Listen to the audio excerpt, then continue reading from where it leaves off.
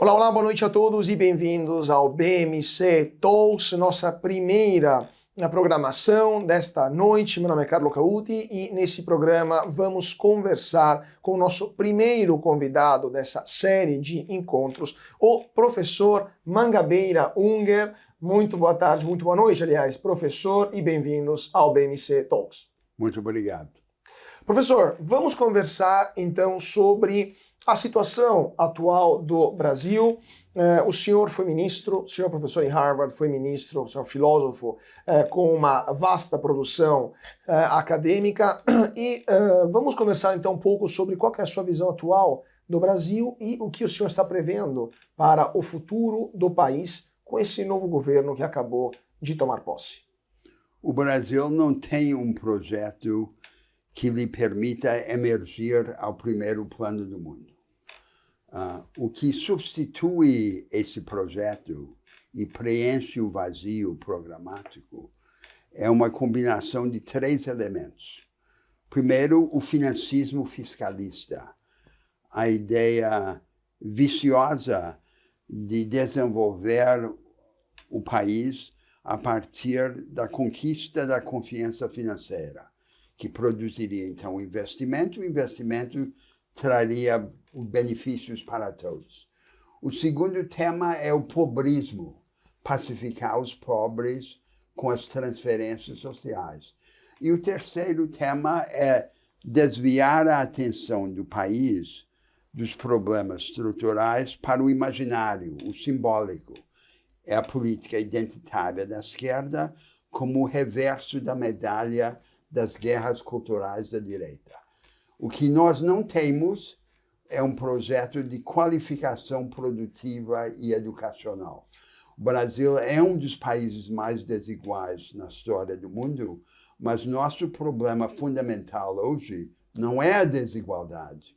O nosso problema é o primarismo, a mediocridade. E nós só vamos superar a desigualdade em meio a uma onda para superar a mediocridade. Pois é, professor, o senhor trata disso em várias suas obras e também há muitos anos insiste nesse ponto, né? O senhor fala de uma agenda produtivista para o Brasil. Sim. E também a necessidade de emancipar as massas brasileiras que, de fato, têm uma baixa qualificação, um baixo preparo cultural. Sim. O senhor foi ministro no começo, né, no primeiro governo Lula, o senhor foi ministro também por um breve período no governo da Dilma.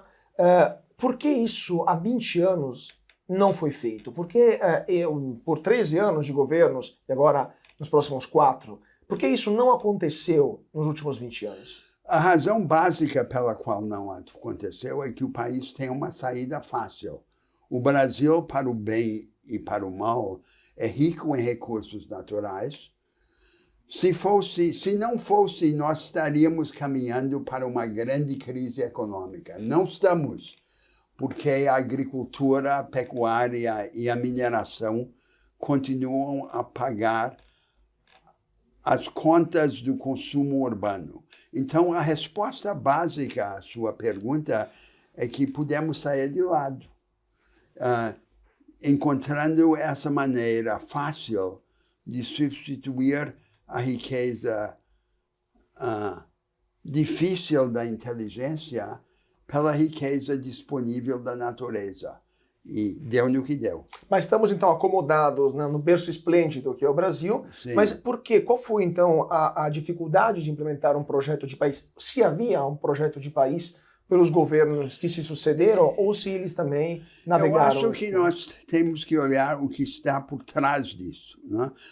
Todos os países que emergiram para o primeiro plano do mundo, desde o início do século XIX, isto é, a partir do desenvolvimento dos Estados Unidos, antes da Guerra Civil, tiveram, dentro da elite, uma ruptura entre o elemento do rentismo financeiro, acomodado com as vantagens comparativas existentes, e uma contra-elite, uma elite dissidente que juntava produtivismo e nacionalismo. Essa cisão dentro da elite brasileira não ocorreu, porque no Brasil todos que malogram como produtores podem continuar a prosperar como rentistas. Esse é o primeiro elemento. E o segundo elemento é a nova configuração do povo brasileiro. Nós temos um novo Brasil, quase um terço do país, e nesse aspecto o Brasil é inteiramente característico da situação mundial. No mundo hoje, na maioria dos grandes países populosos, como a Índia, por exemplo, a maioria não é uma maioria proletária. Não trabalha em setores intensivos em capital. É uma maioria pobre, se não absolutamente pobre, então relativamente pobre, porém como um horizonte pequeno burguês. Aspira a uma modesta prosperidade e independência. A expressão econômica que predomina por falta de outros é a busca dos pequenos empreendimentos arcaicos isolados, a empresa familiar. Todos querem ter um pequeno lote de terra, uma loja, um comércio, por falta de outras opções. E a contrapartida espiritual a essas opções econômicas reduzidas é o materialismo, o individualismo e o consumismo. Esse Brasil é o Brasil no qual Bolsonaro granjeou o núcleo duro de seu apoio. No século XX, a esquerda europeia demonizou a pequena burguesia e ela, demonizada, passou a ser o sustentáculo dos movimentos de direita. Esse drama agora se repete no Brasil. Porque o senhor acha que o PT, a esquerda brasileira, está demonizando não somente a pequena burguesia, mas, por exemplo, os setores evangélicos, os setores do agro, que estão suportando... Não compreende esse novo Brasil, essa nova realidade. Nós, os progressistas, teríamos que vir ao encontro desse novo Brasil e lhe oferecer outras opções, uma alternativa à pequena propriedade familiar isolada e retrógrada e uma alternativa espiritual ao individualismo, ao materialismo e ao consumismo. Então, aquilo que eu chamei como a contra-elite, primeiro, teria que haver uma contra-elite, não rentista. E essa contra-elite teria que apelar à maioria popular, a essa nova maioria, que não é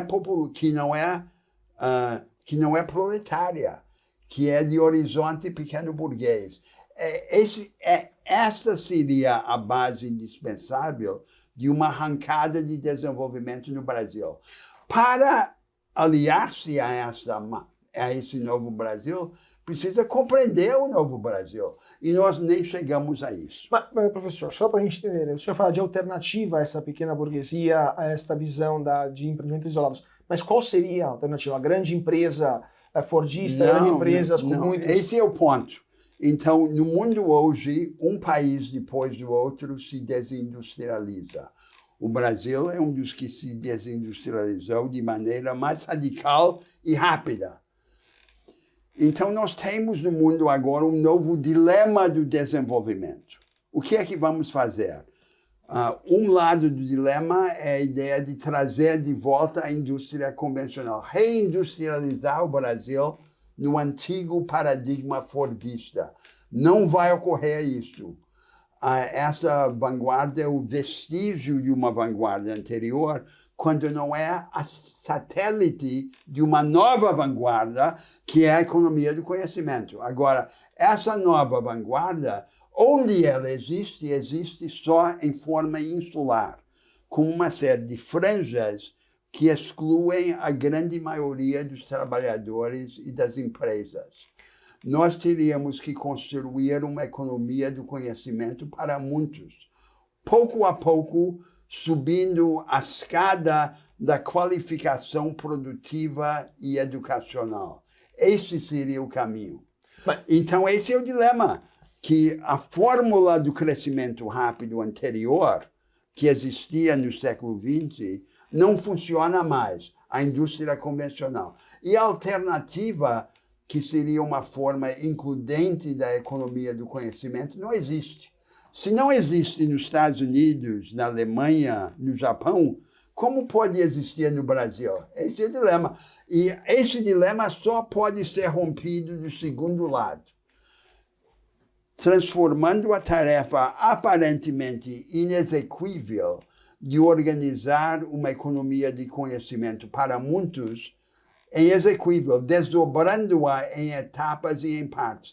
E aí o Brasil teria uma vantagem, porque o Brasil é um dos únicos países no mundo em que o Estado conta com muitos dos instrumentos que seriam necessários para essa construção. A Embrapa, o SEBRAE, o SENAI, o SENAC, os bancos públicos de desenvolvimento. O resíduo do corporativismo varguista do século XX. Nós temos as ferramentas, mas nós não temos o projeto. Professor, só para a gente terminar esse ponto, depois queria voltar também nas alternativas. Falando de ferramentas, essas mesmas ferramentas, faculdades públicas, por exemplo, entre outras, demonstraram que elas não conseguem ser minimamente eficientes ou produtivas. Elas não estão mobilizadas a favor de um projeto produtivista. Mas eu diria também que elas se obstinam, são hostis a um projeto produtivista que, por exemplo, se junta à iniciativa privada para criar novo conhecimento aplicável do ponto de vista econômico. Fico pensando, por exemplo, em faculdades públicas como a Unicamp, a USP, que rejeitam projetos, muitas vezes, junto com a iniciativa privada. O senhor não acha que há também um problema dentro da elite intelectual brasileira? Dos professores claro que há. Que simplesmente vivem um mundo que não existe, ou que nunca existiu? Claro que há, mas isso não é só no Brasil, isso é no mundo. Na maioria dos países, a intelectualidade está dividida em duas correntes. Uma corrente é o marxismo encolhido e formulaico, cortou o marxismo ao meio, jogou fora a parte boa do marxismo, que são as aspirações transformadoras, e ficou com a parte ruim, que é o fatalismo histórico. Isso é uma parte. A outra parte da intelectualidade é a cópia de terceira mão das ciências sociais americanas, a começar pela economia.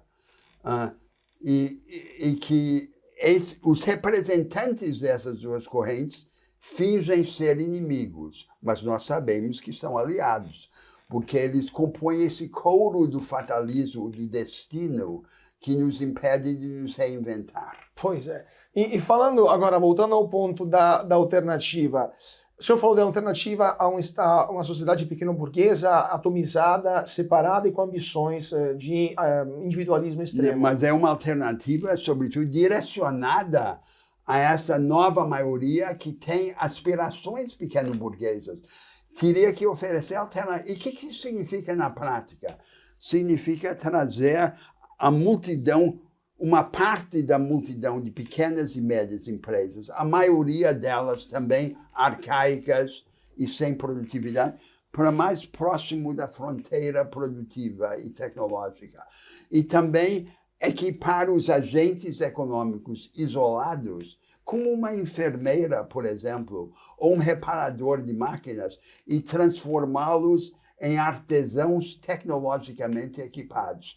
Trazer a retaguarda para mais próximo da vanguarda. A proposta da social-democracia ou do social-liberalismo, que é a posição default dos progressistas no mundo todo, é diminuir a desigualdade pelas políticas compensatórias. E as políticas compensatórias só têm efeito acessório.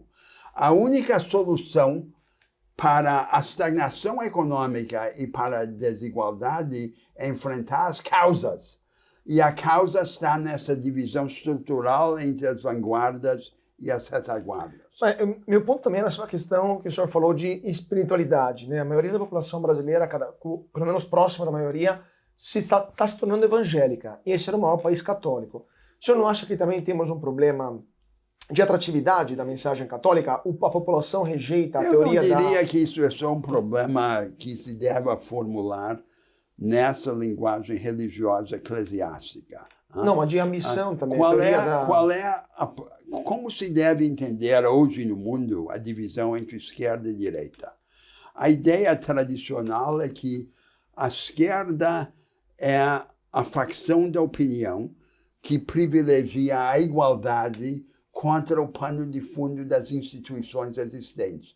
Provei o açúcar, Quem são os esquerdistas? São os humanizadores do inevitável. E quem são os conservadores? São os que dão prioridade à liberdade contra o mesmo pano de fundo. Quer dizer, é a igualdade superficial contra a liberdade superficial. Se o critério da superficialidade é a aceitação das instituições existentes, qual é a maneira diferente de entender a divisão entre progressista e conservador, esquerda e direita hoje no mundo? Primeiro, se aceita ou não o quadro institucional existente como o limite, ou se acha que tem que perseguir, ultrapassar esse limite institucional por políticas de reconstrução institucional. Isso, a esquerda. A esquerda teria que fazer isso. É isso que é uma das coisas que distinguiria a direita a esquerda da direita. O outro ponto é o objetivo. Então, quem são os conservadores? Os conservadores são aqueles que acham que é natural que a vida humana seja pequena, a não ser nas grandes emergências nacionais da guerra, por exemplo, ou para as elites de inventores, de disruptores, que são a exceção a essa regra da pequenez. Os esquerdistas são os que acham que nós podemos nos engrandecer, mas se nos engrandecermos, temos que nos engrandecer juntos, uma grandeza compartilhada. Essa é a verdadeira divisão. O objetivo básico da esquerda, desde o início do século XIX, dos liberais e dos socialistas, nunca foi a humanização da sociedade. Sempre foi a divinização da humanidade. Mas isso também, isso é um debate muito mais longo do que o nosso tempo limitado levaria a uma discussão sobre os efeitos, as extremas consequências disso, que é a criação de estados muito pouco democráticos e mais tendência ao totalitário, né? Ou pelo menos a uma tentativa de opressão ou absolutismo, né, do próprio governo. Mas eu queria lhe perguntar mais um ponto que o senhor falou. Qual que o senhor acha que é a diferença entre hoje um progressista europeu ou americano e um progressista brasileiro? Estão na mesma confusão. Todo confuso. Quer dizer, porque o vocabulário usado na política no Atlântico Norte, nos países do Atlântico Norte, é um vocabulário enganoso, herdado de uma etapa anterior. Então fala direita, esquerda, estruturas, revolução, não é nada disso. Eles estão tratando apenas de prover o açúcar, de açucarar. E esse é o limite. Então, o conservador diz, nós vamos liberar a liberdade empresarial e criar riqueza.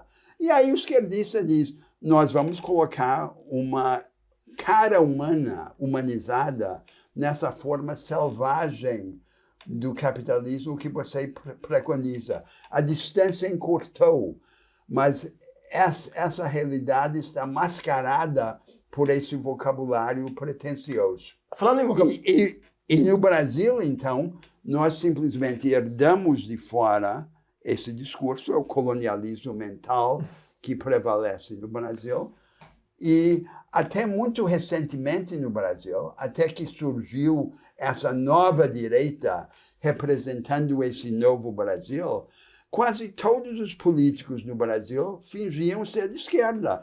Todo mundo fingia ser social-liberal ou social-democrata. O que é o social? O social é o açúcar.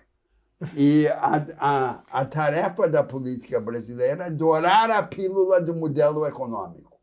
Mas, professor, só para a gente terminar esse assunto, depois eu queria voltar ao modelo brasileiro, quais são suas sugestões também, né, para o atual governo e para os futuros governantes. Sim. O senhor falou que há apenas uma diferença de palavras, né, entre a esquerda e a direita lá fora. Mas o senhor não acha que o senhor vive nos Estados Unidos há muitos anos? A gente está vivenciando uma polarização, uma distância cada vez maior? Não, o que está ocorrendo é que os países, os partidos de centro-direita e de centro-esquerda malograram. Não conseguem resolver os problemas estruturais. Há uma falência programática. E essa falência programática criou um vácuo, e dentro desse vácuo entrou o populismo plutocrático, o populismo de direita, que também não tem projeto estrutural. O único projeto estrutural é fechar as fronteiras. Né? Não tem projeto para levantar a maioria. Então, a oportunidade continua diante de nós de preencher esse vazio com uma verdadeira alternativa. Perfeito. A gente vai continuar sobre esse ponto depois de um pequeno intervalo e já voltamos no nosso BMC Talks com o professor Mangabeira Unger. Voltamos já.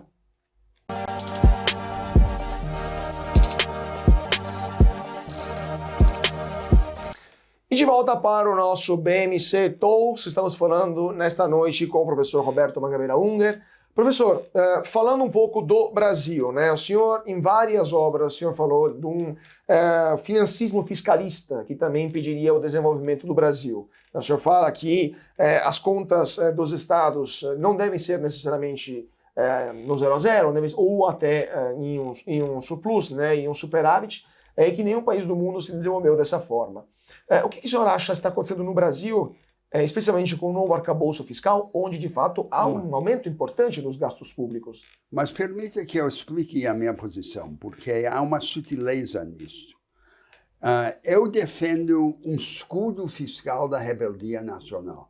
Sabe que quando os esquerdistas abandonaram o marxismo, se converteram ao keynesianismo vulgar, com a sua ideia de manejar a economia de forma contracíclica e, quando necessário, crescer pela gastança. Eu não acredito nisso. A prioridade é criar condições para um projeto rebelde e ousado de desenvolvimento nacional. Esse projeto rebelde exige um protetor, um escudo fiscal, elevação forçada da poupança privada e pública, e constituição de grandes reservas, para permitir ao Estado se opor aos preconceitos e interesses do mercado financeiro. E aí a complicação que as pessoas precisam entender é o seguinte: a tese pseudo-ortodoxa é que nós precisamos ajoelhar no altar da religião financista para ganhar confiança financeira. A confiança, então, propiciaria o investimento nacional e estrangeiro. Nenhum país se desenvolveu assim. A começar pelos Estados Unidos, não foi isto. Nenhum país se desenvolve com o dinheiro dos outros. Agora, o Estado precisa ter esse protetor fiscal, esse resguardo fiscal, não para ganhar confiança financeira, mas pela razão exatamente oposta, para não depender da confiança financeira, para poder dizer não aos financistas. Por isso eu defendo uma grande responsabilidade fiscal, mas pelas razões opostas. E numa primeira etapa, então, pode parecer uma convergência estranha entre a pseudo-ortodoxia que condeno e a rebeldia que proponho. Mas, professor, só para a gente terminar, o senhor fala de aumentar forçadamente a poupança interna. Isso também é repressão fiscal, ou melhor, repressão de movimentos de capitais. O brasileiro deveria manter o seu dinheiro no Brasil, ou eventualmente um estrangeiro que investe aqui não poderia levar para fora, né? Repatriar o seu lucro, de fato. Veja como dentro do mesmo sistema de globalização, na era da Organização Mundial do Comércio e dos tratados multilaterais, diferentes partes do mundo reagiram de forma diferente. A América Latina abriu a conta de capitais, em geral, Sim. Permitiu os fluxos, aceitou um nível muito baixo de poupança interna para depender da poupança externa do capital estrangeiro e permitiu a penetração da economia nacional nos setores críticos, estratégicos, pelo capital estrangeiro. O Nordeste asiático, comunista e não comunista, fez o oposto. Impôs poupança nacional alta, postergou, adiou a abertura da conta de capitais e privilegiou, num primeiro momento, o capital de empréstimo, e não esse capital que penetrava o sistema produtivo. A América Latina foi a parte do mundo que declinou de forma mais dramática a sua participação no PIB mundial. E é característico, porque na história a rebeldia nem sempre é premiada, mas a obediência é invariavelmente castigada. E agora, falando um pouco mais da politicante aqui do Brasil, o que o senhor espera do atual governo nesse aspecto? O senhor acha que teremos uma certa rebeldia, considerando também uma visão do PT mais, podemos dizer, mais ideologizada, menos pragmática sobre a questão fiscal, sobre a questão de, por exemplo, forçar uma poupança maior nacional? Não, de forma nenhuma. Teremos o mesmo que tem havido no Brasil, que é o beija e sopra, ambivalência. Aperta, afrouxa, faz uma alternância entre a pseudo-ortodoxia fiscal e o keynesianismo vulgar, vai e volta.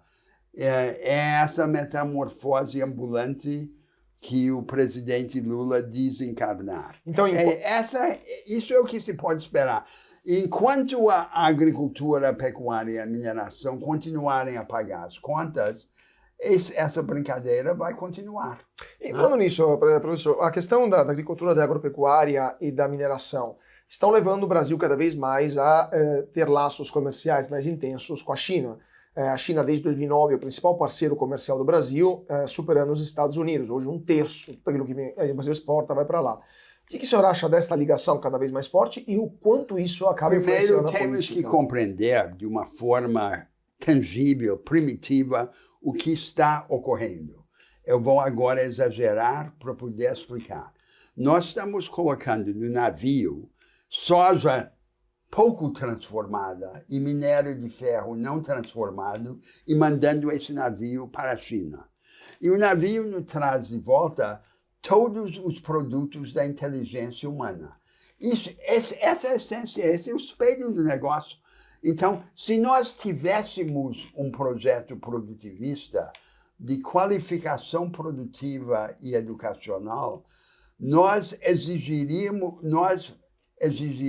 da China o que a China exigiu dos Estados Unidos. Quer dizer, a China condicionou a presença americana na China à disposição das multinacionais americanas de transferirem tecnologia.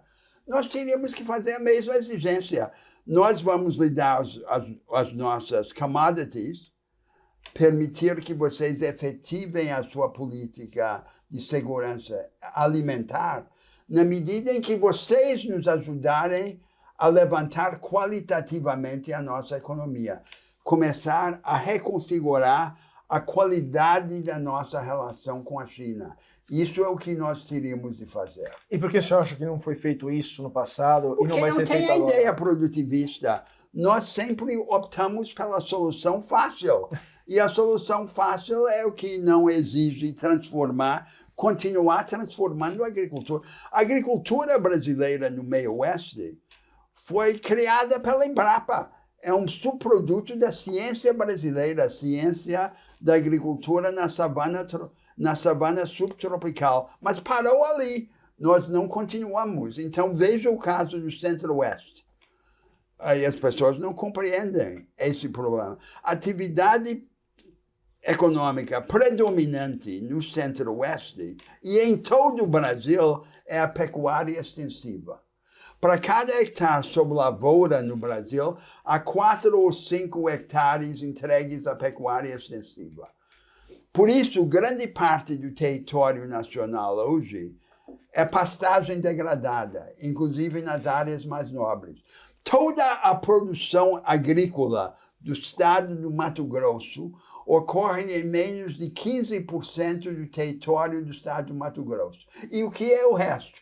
O resto quando não é floresta, é pastagem degradada. Então, nós teríamos que desenvolver um outro paradigma agropecuário, com diversificação de lavouras perenes, intensificação da pecuária, mais boi por hectare, manejo florestal sustentável e industrialização progressiva dos produtos agropecuários. O que é isto? Isto é andar no rumo da economia do conhecimento, no próprio setor primário, no próprio setor agrícola. Em cada região do Brasil, nós teríamos que fazer isso de uma forma diferente. Mas, e falando da questão das regiões, professor, a questão do regionalismo, de um desenvolvimento assimétrico do país, dependendo da exigência. Sim. O Brasil é grande. Dependendo das realidades regionais. Um projeto nacional no Brasil só se efetiva quando toca o chão da realidade regional. E por que o senhor acha, qual que é o maior empecilho para que isso seja feito? O fato que o Brasil não é uma federação propriamente dita, considerando o nós teríamos que reinventar o nosso modelo de política regional. O nosso modelo foi, a política regional é só para o Nordeste. Finge premiar o Nordeste, na verdade castiga o Nordeste, porque é uma política que mantém uma intervenção federal permanente. Então, todas as instituições da política nordestina são federais. O senhor entendia por Bolsa Família ou a ajuda econômica? Não, mas começa o seguinte, Sudene, Denox, Codevasp, Banco do Nordeste, é tudo federal. O Nordeste vive sob intervenção federal permanente. Nós teríamos que ter uma política regional para todas as regiões do país. São Paulo não precisa menos do que o Nordeste. São Paulo precisa de uma política regional para converter o Fordismo industrial tardio na nova indústria. E, segundo, o objetivo dessa política regional não é prover compensações para o atraso relativo, é equipar as vanguardas empresariais emergentes nessas diferentes regiões do país. Em Pernambuco, por exemplo, no interior de Pernambuco, na área de Toritama, eu vi com meus olhos um turbilhão empreendedor com todas as formas de organização empresarial que evoluíram no Ocidente desde o século XVII até o século XXI. Tudo misturado lá, sem equipamento, sem ajuda, sem nada. Terceiro, a política regional teria que ser construída, em primeiro lugar, pelas próprias regiões, não imposta por Brasília a elas. E, por isso, eu sugeria aos governadores se organizarem regionalmente nos consórcios interfederativos. E o Brasil não sabe, mas isso é uma das coisas mais alvissareiras para o futuro do Brasil. As regiões estão se organizando. Mas, professor, só para terminar a questão da visão sobre esse empresariado, vamos dizer assim, pouco produtivo, né, necessidade de levá-lo para a nova fronteira. Falando em São Paulo, aqui em São Paulo temos uma altíssima concentração de startups, de unicórnios, que são essas empresas com mais de 1 bilhão de valor. Certo. O Brasil tem mais unicórnios do que, agora um pouco menos por causa da crise, mas por causa do juro alto, mas teve mais unicórnios do que muitos países europeus. Sim. Então, no Brasil temos, sim, a capacidade, e de fato já fizemos isso, de estar na fronteira produtiva. Sim. Porque, o que o senhor acha que está faltando? Ou se isso o senhor acha que é um sinal que já estamos indo para frente? Tudo que nós discutimos no começo da nossa conversa.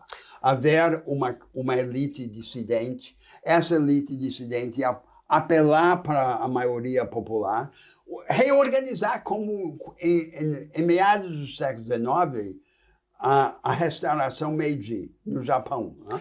Que assumiram o país e mudaram aquilo, arrancaram. E o senhor não acha que esta elite dissidente poderia vir dessas startups, esses unicórnios, essas empresas que estão na vanguarda? É muito insuficiente. Isso é um ornamento, é cereja no bolo. É um elemento dessa fronda produtivista, mas é um elemento relativamente pequeno. Sim. Outro caso é a Amazônia, né? Sim. Porque o que a gente fala como uma dessas políticas regionais seria o desenvolvimento sustentável da Amazônia. O que é, na prática, o desenvolvimento sustentável da Amazônia? Ou é um extrativismo artesanal, primitivo, sem tecnologia, sem ciência, sem escala e, portanto, sem futuro, ou é uma variante da economia do conhecimento. As bases tecnológicas e científicas e institucionais desse desenvolvimento sustentável não existem. Eu vou lhe dar um exemplo simples. Quase toda a tecnologia florestal que existe no mundo evoluiu para manejar as florestas temperadas homogêneas, não as florestas tropicais heterogêneas. Nós teremos que construir tudo, inclusive essa tecnologia que nos falta. Agora, o governo liderado pela política da Marina está tentando impor na Amazônia essa política extrativista artesanal, o primitivismo. É como se a Amazônia fosse um grande parque temático para o deleite da humanidade. Pois é, mas exatamente esse é o ponto. Uma das condições que muitos países colocam em comerciar com o Brasil, fazer acordos com o Brasil, é de fato a intangibilidade da Amazônia, deixando a Amazônia assim como estava em 1500. Você não acha que há um problema grave? Ridículo. O Brasil não pode aceitar isso. É como dizer, os Estados Unidos, a oeste do Mississippi, tem que voltar a ser um parque. Isso não vai acontecer. É 2/3 do nosso território nacional. Se você somar a Amazônia florestada, a Amazônia do Cerrado, é a maioria do território nacional. Ali é que está o futuro do Brasil. Nós temos que construir isso. Agora, não vamos construir isso por essa política de parque. Agora, a população da Amazônia está num processo de resistência passiva contra a política lulista, a política ambiental ortodoxa. Nenhum projeto pode funcionar na Amazônia contra a vontade da população da Amazônia. Então, a tendência é o fracasso daquele projeto. O que a população da Amazônia quer é um projeto produtivista, porém sustentável, porque a maioria não quer uma economia predatória. A maioria quer uma economia sustentável, mas nós temos que criá-la do zero. Então, nós temos que vincular o complexo verde ao complexo industrial urbano. A Zona Franca de Manaus tem que ter a ver com a Amazônia. Não é para montar motocicletas da Honda e telefones celulares que podia estar em Hong Kong, não tem nada a ver com a Amazônia. Claro, claro. Professor, só para a gente terminar esse ponto... A base é a regularização fundiária, e o ordenamento econômico e ecológico territorial. Essa é a base de tudo, porque se não aceitar isso, nada disso pode ocorrer. Então, isso é o que nós teríamos que fazer lá.